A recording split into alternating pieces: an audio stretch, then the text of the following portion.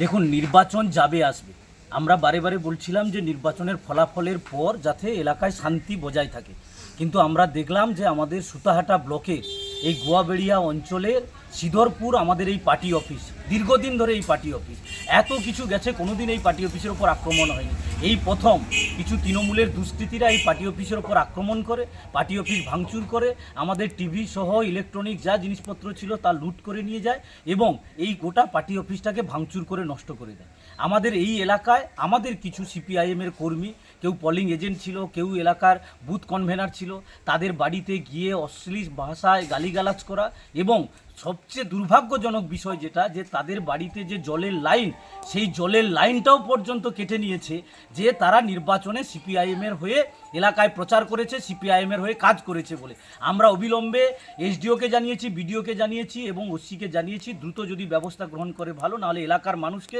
সংগঠিত করে নিয়ে আমরা আগামী দিনে নির্দিষ্টভাবে কি করে দাবি আদায় করা যায় এবং এই মানুষগুলোর জলের ব্যবস্থা করা যায় তা আমরা করব।